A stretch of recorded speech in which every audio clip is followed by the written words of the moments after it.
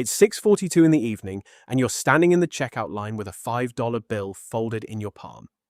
There's a chilled energy drink in your other hand, and a candy bar you grabbed without thinking, sitting on the belt behind a stranger's groceries. $5. You don't think about it. Nobody thinks about it. $5 is the price of not having to decide anything. You drink half the can before you even start the car. By tomorrow, you won't remember any of this happened. That's the whole point of $5. It's the exact amount small enough to vanish without leaving a mark.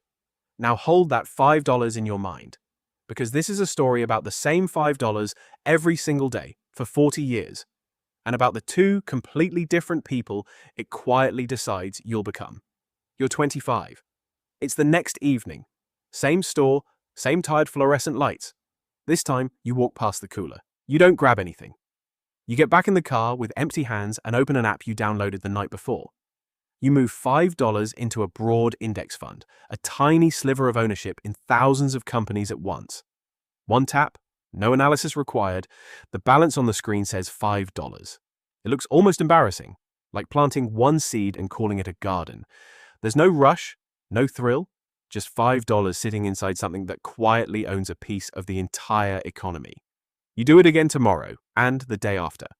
Eventually you automate it, so the money leaves before you're ever tempted to spend it on something with a wrapper. $152 a month disappears from your account into something you can't hold in your hand. You barely notice it's gone. That was always the strange part. The $5 vanished either way. You just changed where it was vanishing to. Year 1, age 26, balance, about $1,900. You put in $1,825 yourself.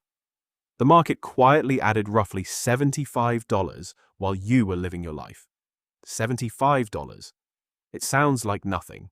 You mention it at lunch. A coworker laughs, not unkindly, just honestly. I make that much in an afternoon. He's not wrong. He buys lunch out daily, grabs a drink every evening, picks up something new every payday. Small pleasures scattered everywhere that he won't remember by next week. You say nothing. You close your laptop. The difference between you two this year is $75. And a habit nobody else can see. The $75 was never the point. The habit is the point. Age 30, 5 years in. Balance, around $11,000. You contributed about $9,000 of it. The rest showed up on its own, built quietly out of things you simply chose not to buy. That same month, a friend texts you a screenshot, some volatile new coin up 400% in a week. He's put in $2,000. He tells you your boring fund makes in a year what his trade makes before lunch. He's right about the speed. He's wrong about the direction. You've seen this shape before. The promise that a small amount becomes a large amount instantly with no time required in between. You've learned to recognize that promise by now. You text back that you'll pass. 3 months later, his position is down 90% and he stops bringing it up. You keep doing the most boring thing a person can do with money.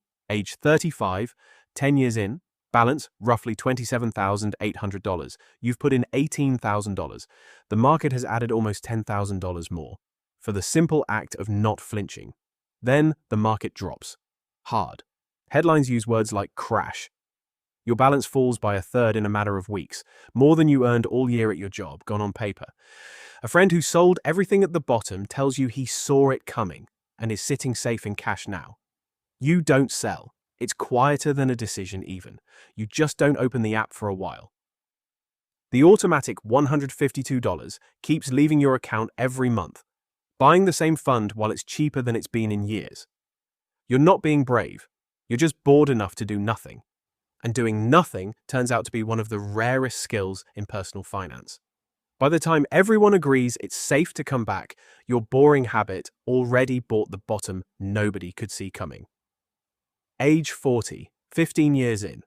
The market recovers the way it historically has over long enough time horizons. Balance, around $52,600. You've contributed about $27,000 total. For the first time, the account holds more money than you ever put into it. Read that twice. It's the moment the whole shape of the thing changes. Up until now, you were pushing a stone uphill $5 at a time. Now the stone is rolling on its own, and your only job is to not stand in front of it. A coworker gets laid off that spring. No cushion, nothing between him and the next missed paycheck. You have a number you've never touched, sitting quietly in the background. For the first time, you understand the $5 was never only about some far-off retirement. It was also a wall between you and a bad year turning into a crisis. You don't mention it. You just buy him lunch. Age 45, 20 years in. Balance, about $89,000. Contributions, $36,000. The account has more than doubled what you fed it. For the first time, what the market adds in a year begins to rival what you personally contribute. Your money has quietly started working a second job you never assigned it. At a reunion that summer, someone pulls up in a leased car worth more than a year of your salary. Someone else talks loudly about a watch. You're still driving the same paid-off car from 8 years ago, the one that owes you nothing. Your old coworker, the one who laughed at your $75, asks half-joking if you ever kept up that little app thing. You tell him you stuck with it. He asks how much is in there now. You tell him. The table goes quiet in a way you didn't ask for. Age 50, 25 years in. Balance, around $144,000. Contributions, about $45,000. The account has tripled it without asking permission.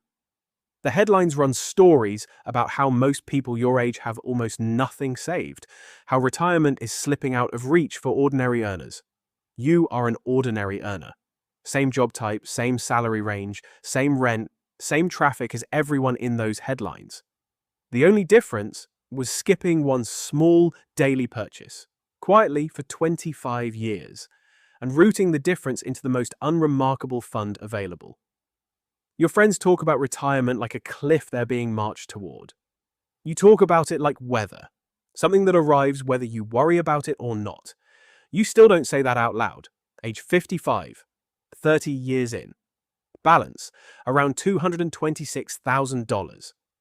You've contributed about $55,000 total, and small enough, spread out to lose in a couch cushion. The other $171,000 was never money you earned. It was time, and you simply gave it room to work. This is the year the math quietly flips for good. In a strong year, the account can grow more from its own size than you could add by hand, even if you doubled your contributions. You've become a passenger to your own balance. The thing you built is now bigger than the building of it. Age 65. 40 years from that first evening you skipped the checkout impulse buy. Balance, about $531,000. Sit with this breakdown because it's the whole story in 3 numbers.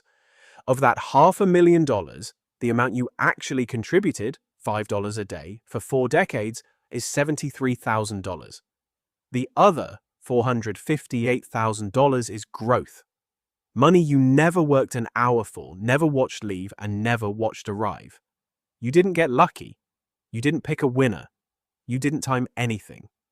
You skipped one small daily purchase, roughly 14,600 times in a row, and let the smallest possible amount sit in the most boring possible place for the longest possible time.